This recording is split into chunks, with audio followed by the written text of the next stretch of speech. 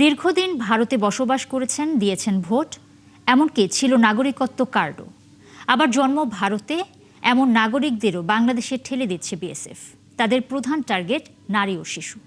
তবে গেল কয়েকদিনে পুশিনে একজনকেও বাংলাদেশে ঢুকতে দেওয়া হয়নি বলে দাবি করেছে বিজিবি। মোহন ইসলামের বিশেষ প্রতিবেদন। ঠাকুরগাঁ সীমান্তে আটকে থাকা রোজিনা গেল শনিবার মধ্যরাতে তাকে এই সীমান্তে আনা হয়, সাথে আরো 3 শিশু, 4 নারী সহ 11 জন।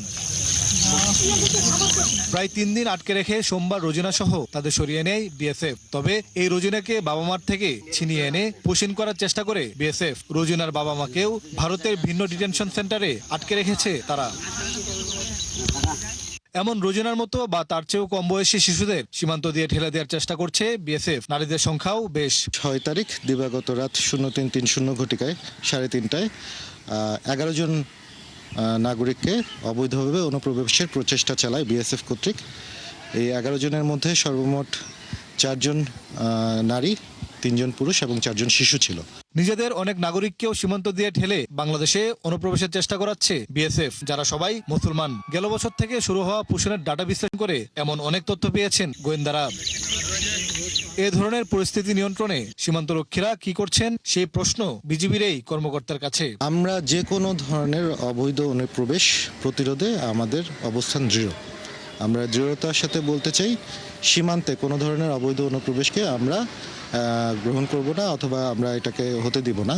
এবং সেজন্য আমাদের প্রয়োজনীয় যা যা করা প্রয়োজন আমরা সবই আমাদের ঊর্ধ্বতন সদর দপ্তরের নির্দেশনা মোতাবেক আমরা পরিচালনা করছি। এদিকে পশ্চিমবঙ্গের মুখ্যমন্ত্রী দাবি করেছেন অনেককেই বাংলাদেশে পাঠিয়েছে তারা। তবে বিজিবির দাবি এখনো একজনকে প্রবেশ করতে দেয়নি তারা। দেশের বিভিন্ন সীমান্ত। মোহন ইসলাম, ৭১, দিনাজপুর। বাংলাদেশকে চাপে রাখতে নয়, ভারতের অভ্যন্তরীণ রাজনীতির প্রভাবেই সীমান্তে পুশিনের চেষ্টা চলছে বলে মন্তব্য করেছেন প্রধানমন্ত্রীর তথ্য উপদেষ্টা ডক্টর জাহিদুর রহমান। তবে শীতল সম্পর্ক থেকে দুদেশ বেরিয়ে আসতে চায় বলেও তিনি জানান। দুপুরে সচিবালয়ে সংবাদ সম্মেলনে তিনি এসব কথা বলেন। সাংবাদিকদের প্রশ্নের জবাবে উপদেষ্টা আরও বলেন, স্থানীয় সরকার নির্বাচনে আওয়ামী লীগের কাউকে অংশ নিতে বাধা দেবে না সরকার। শারমিনের রিপোর্টে বিস্তারিত। পশ্চিমবঙ্গের বিধানসভা নির্বাচনে ভারতীয় জনতা পার্টি বিজেপির জয়ের পর সীমান্তে অবৈধ অনুপ্রবেশকে ঘিরে সম্প্রতি দুদেশের মধ্যে উত্তেজনা দেখা দেয়। এ অবস্থায় সোমবার ভারতের রাজধানী নয়াদিল্লিতে শুরু হয়েছে বিজিবি বিএসএফ মহাপরিচালক পর্যায়ের বৈঠক।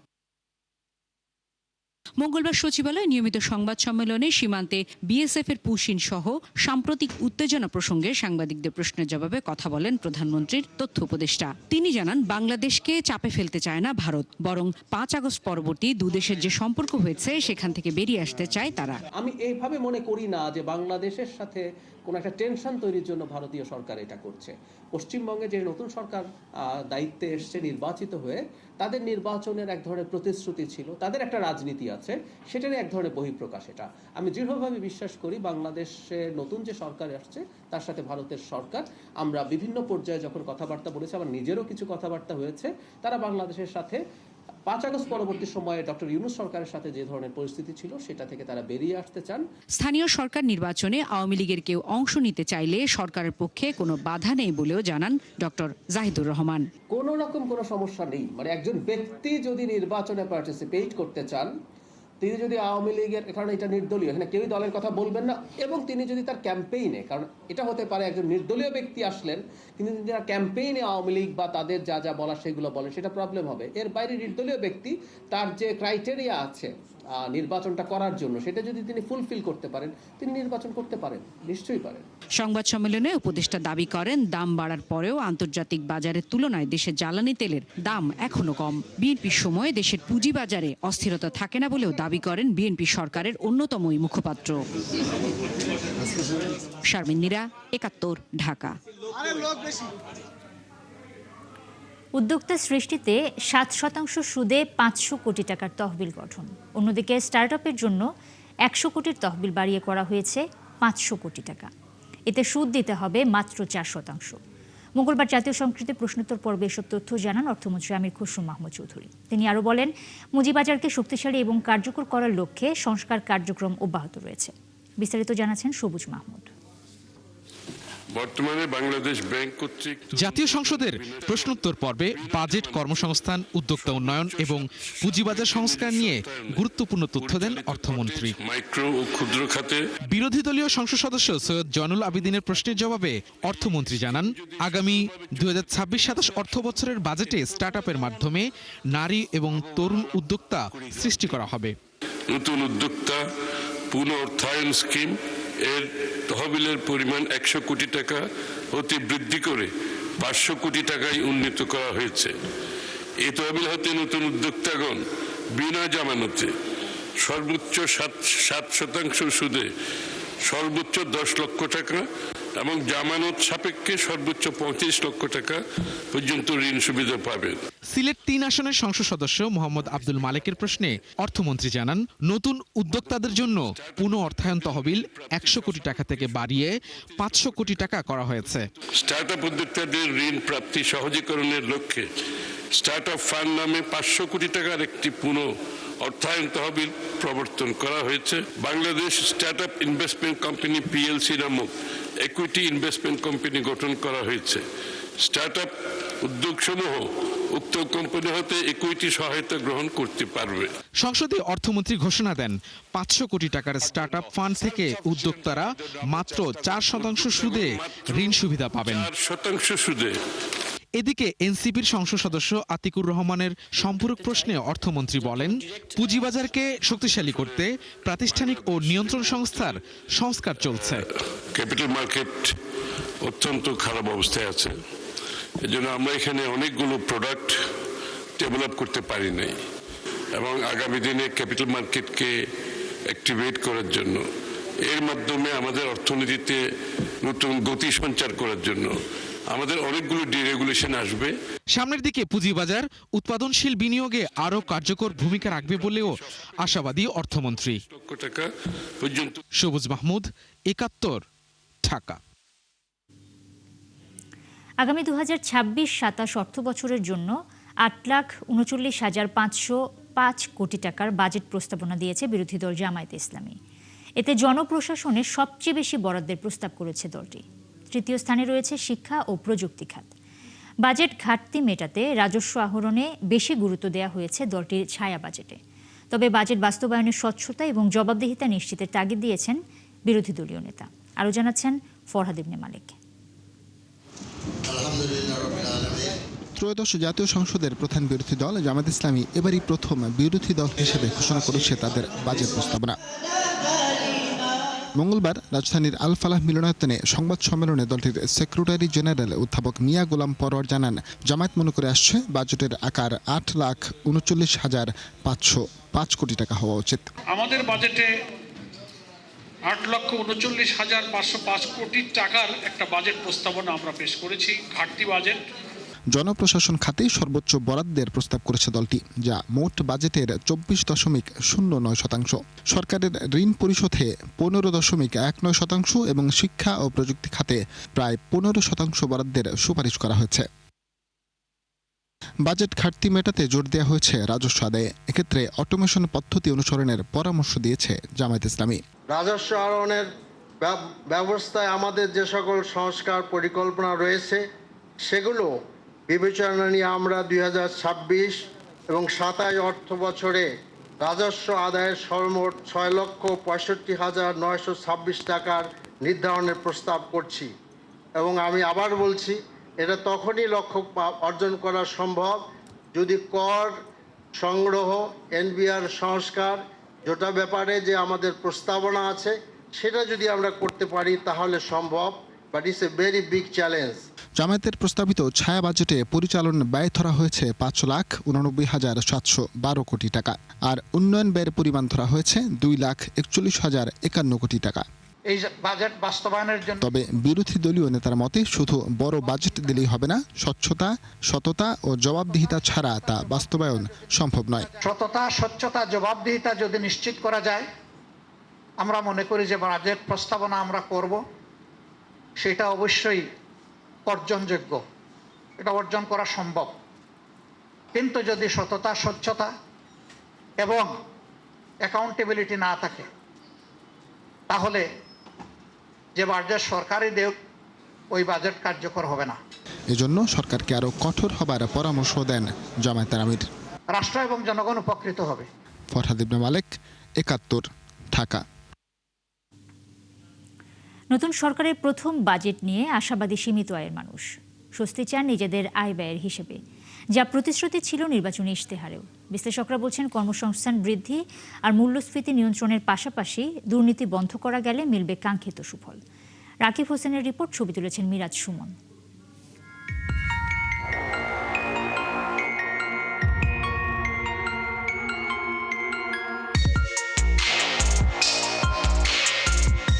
ঢাকার কারওয়ান বাজার মোড়। লোকাল বাসে উঠতে দৌড়ঝাঁপ করছেন বেসরকারি চাকরিজীবী সৈয়দ মিজানুর আলম শাহিন। এক পর্যায়ে উঠলেন প্রায় জরাজীর্ণ একটি গাড়িতে, কিন্তু ঠাঁই হয়নি সিটে। দরজায় ঝুলে গেলেন একরকম বাধ্য হয়ে। আয় ব্যয়ের সামঞ্জস্য রাখতে গিয়ে আমাদের অনেক সময় আর কি বাসে চলাচল করতে হয়, বাধ্য হয়ে আর কি, কোনো উপায় নেই এছাড়া। জীবনের শেষ প্রান্তে এসেও আয় ব্যয়ের হিসাব মিলছে না রাজা মিয়ার। তাই তো নোংরা পরিবেশ কিংবা খাবারের মান উপেক্ষা করেই পেট ভরলেন ফুটপাতের হোটেলে। টাকা না থাকলে তো কেউ বাদ দিব না, টাকা দিয়ে ভাত খাইতে হবে। হোটেলে গেলে লাগবে 300 টাকা, ইঙ্গে না এলে লাগবে 50 টাকা, 100 টাকা। ছোট্ট এই নদী পারাপারে প্রতিনিয়ত ভুগছেন মিরপুর বেড়িবাঁধ এলাকার মানুষ। তাদেরই একজন বাবু মাঝি। সংসার চালাতে নৌকা চালানোর পাশাপাশি যৌথভাবে শুরু করলেন এলপিজির ব্যবসা, কিন্তু তাতেও এমন দুর্ভোগ। এই ইনকাম দিয়ে শুধু আমার জীবন চলে না, আমার পুরো টোটাল ফ্যামিলি, আমার বাচ্চারা লেখাপড়া করে, আমার মা বাবার ভরণ পোষণ এবং আমার পরিবারের ভরণ পোষণ, এরপর আমার নিজেরও খরচ আছে, সব মিলাই জিলে আমার জীবন। তাহলে আমি এই সীমিত ইনকামের ভিতরে আমার সব কিছু মানানসই করে চলতে হয়। এমন কোটি মানুষের গল্প রয়েছে এই শহরে, এই দেশে। বাজেট ঘিরে যাদের প্রত্যাশা খুব বেশি নয়। ট্রান্সপোর্ট ব্যবস্থাকে আরেকটু উন্নত করতো, যানজটটা যদি একটু কমাতো, তাহলে আমাদের এটাও ভালো হতো। আসা যাওয়ার কথাটা টাইমলি আমরা সব কিছু রিস্ক করতে পারতাম। অফিস আদালতে, কোর্ট কাছারিতে যাবে, ঘোষের কারবার চলছে, এগুলো যদি বন্ধ করতে, দুর্নীতি বন্ধ করলে তার সামনে আগে গরিবের ভালো হবে, সবার ভালো হবে। ব্রিজ না থাকার কারণে, রাস্তাঘাট ভালো না থাকার কারণে শুধু এই মালামাল না, আমাদের যে কোনো মালামাল, যে কোনো মানুষ যাতায়াত সহ সব কিছুতেই এত কষ্ট করে যাইতে হয় আমাদের। বিশেষজ্ঞরা বলছেন সাধারণের চাহিদা পূরণে মূল্যস্ফীতি নিয়ন্ত্রণের পাশাপাশি বিশেষভাবে জোর দিতে হবে কর্মসংস্থান বৃদ্ধিতে। বন্ধ করতে হবে দুর্নীতি আর অব্যবস্থাপনা। খাদ্য ছাড়াও তো তার অনেক ডিমান্ড আছে, সেখানে স্বাস্থ্য শিক্ষার ব্যবস্থাগুলোকে আগানো, এটাও কিন্তু গরিবদের একটা ডিমান্ড। কোয়ালিটি অফ শিক্ষা যেন আসে স্বাস্থ্যটার খাতে। আর তৃতীয় খাতটা হচ্ছে শহর অঞ্চলে ট্রান্সপোর্টেশন, পাবলিক ট্রান্সপোর্টেশন ব্যবস্থা যেন ইমপ্রুভ করে। আমরা দেখিয়ে দেব যে এই জায়গাগুলো অনিয়ম। আমরা সরকারের কাছে প্রত্যাশা করবো এই অনিয়মের ব্যাপারে সরকার আইনগতভাবে কঠোর অবস্থায় যাবে, কারণ আমরা ক্যাবের পক্ষ থেকে তো আইনি প্রয়োগ করতে পারি না। যদি আবার সেই সিন্ডিকেট চক্রের খপ্পরে যদি সরকার পড়ে, এই সরকারের কিন্তু এটি কিন্তু ভালো বলবো না, এটি আসলে সরকারের জন্য বিপজ্জনক হতে পারে। 2026-27 অর্থ বছরের বাজেটের আকার 9,38,000 কোটি টাকা। বাজেট ঘাটতি পূরণে সরকার নানামুখী উৎস থেকে টাকার যোগান পেলেও সংকটে একরকম অসহায় হয়ে পড়েন নাগরিকরা। তাই সুযোগ সুবিধা নিশ্চিতের মাধ্যমে তাদের স্বাবলম্বী রাখা সরকারেরই দায়িত্ব। আসছে 11 জুন দেখা যাবে এই ব্যাপারে কতটা অগ্রসর হতে পেরেছে গণ অভ্যুত্থান পরবর্তীতে ক্ষমতায় আসা বিএনপি। রাকিব হোসেন, 71, ঢাকা। 3 মাসের মধ্যে সুপ্রিম কোর্টের জন্য পৃথক স্বাধীন সচিবালয় প্রতিষ্ঠার নির্দেশ দিয়ে হাইকোর্টের রায়ের কার্যকারিতা স্থগিত করেছে আপিল বিভাগ। মঙ্গলবার প্রধান বিচারপতির নেতৃত্বাধীন আপিল বিভাগের বেঞ্চ এই আদেশ দেন। একই সঙ্গে আগামী 16 জুন আপিলের চূড়ান্ত শুনানি শুরুর দিন ধার্য করা হয়েছে। বিস্তারিত জানাচ্ছেন মাইনুল মারুফ। অধস্তন আদালতের বিচারকদের নিয়ন্ত্রণ, শৃঙ্খলা বিধান ও প্রশাসনিক বিষয়াদি কার অধীনে থাকবে তা নিয়ে গত বছরের 2 সেপ্টেম্বর রায় দেন হাইকোর্ট। রায়ে সুপ্রিম কোর্ট সচিবালয় প্রতিষ্ঠার নির্দেশ দিয়ে বিচার বিভাগীয় কর্মকর্তাদের প্রশাসনিক দায়িত্ব সুপ্রিম কোর্টের উপর ন্যস্ত করার কথা বলা হয়। ওই রায়ের পর অন্তর্বর্তীকালীন সরকার সুপ্রিম কোর্ট সচিবালয় অধ্যাদেশ জারি করলেও পরে বিএনপি সরকার তা রহিত করে। তবে তখনও বহাল ছিল হাইকোর্টের রায়। গত 7 এপ্রিল প্রকাশিত হাইকোর্টের পূর্ণাঙ্গ রায়ে 3 মাসের মধ্যে সুপ্রিম কোর্ট সচিবালয় প্রতিষ্ঠার নির্দেশনা আসে। পরে 21 মে এর বিরুদ্ধে আপিল করে রাষ্ট্রপক্ষ এবং তা নিষ্পত্তি না হওয়া পর্যন্ত রায়ের কার্যকারিতা স্থগিত চাওয়া হয়। মঙ্গলবার সেই আবেদনের শুনানি শেষে আপিল নিষ্পত্তি না হওয়া পর্যন্ত হাইকোর্টের রায়ের কার্যকারিতা স্থগিত করেন সর্বোচ্চ আদালত। পাশাপাশি আগামী 16 জুন আপিলের চূড়ান্ত শুনানির দিন নির্ধারণ করা হয়। আমি আদালতকে বলেছি যে এই রায়টি যদি স্থগিত না করা হয় তাহলে আমাদের বিচার প্রশাসনে এক ধরনের স্থবিরতা কাজ করছে। বিচার বিভাগের স্বাধীনতা সুরক্ষার স্বার্থে আমাদের পার্লামেন্টে রোহিতকরণ নিষেধময় যে কারণটি উল্লেখ করা হয়েছে আরও অধিকতর যাচাই বাছাই করে আমার মনে হয় সেটাই আমরা সরকারের পক্ষ থেকে সেটি করা হবে, এটা আমাদের প্রত্যাশা। অন্যদিকে রিটকারী আইনজীবী বলেন, বিষয়টি বিচারাধীন থাকা অবস্থায় সচিবালয় বিলুপ্ত করা ঠিক হয়নি। এতে জাতির কাছে নেতিবাচক বার্তা গেছে বলেও মন্তব্য করেন তিনি। হাইকোর্ট বিভাগের এরকম ডাইরেকশন থাকা সত্ত্বেও তারা সুপ্রিম কোর্ট সচিবালয়কে বিলুপ্ত করে দিয়েছেন। এই বিলুপ্ত করার যে অ্যাপ্রোচটা তারা গ্রহণ করেছেন, this is tantamount to contempt of court.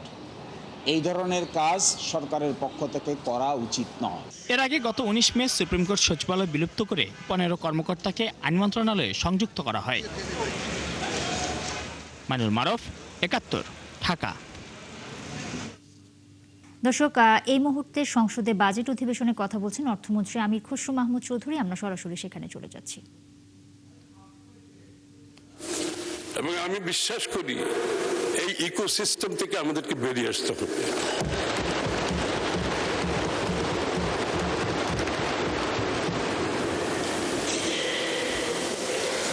যেটা আমি একটু আগেই বলছিলাম ওইটা আবার রিপিট করি।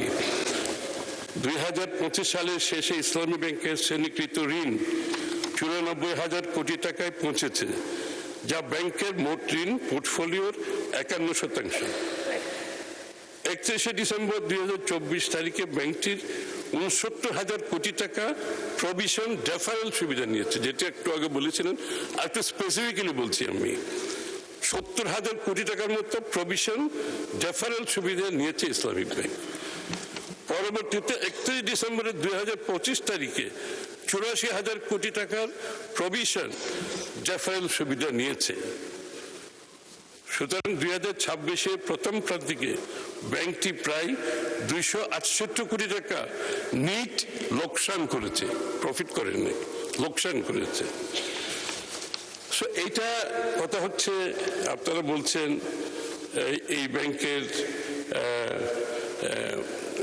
এই ব্যাংকটির যে সফলতার কথা বলেছেন সেটাও আমি বুঝলাম। আপনি উইথড্রয়ালের ব্যাপারটা আমি আবারও বলি যে যখন স্বৈরশাসকের সময়, ফ্যাসিস্ট সরকারের সময় ইসলামিক ব্যাংক যখন টেক ওভার হয়, স্বৈরশাসকের লোকজন যখন টেক ওভার করেছে বলে আপনারা বলছেন, তখন কি ব্যাংকের গ্রাহকরা তাদের টাকা প্রত্যাহার করেছিল? করে নাই। এই জন্য আমি বলছি, একজন চেয়ারম্যানের নিয়োগের জন্য ব্যাংকের গ্রাহকরা টাকা উইথড্র করে নিয়ে যাবে, এটা বিশ্বাস করার কোনো কারণ নেই। কারণ ডিপোজিটারদের সাথে, ডিপোজিটার ব্যাংকের গ্রাহকের সাথে ব্যাংকের চেয়ারম্যানকে, এটা তাদের কোনো সম্পর্কিত কোনো ব্যাপার নয়।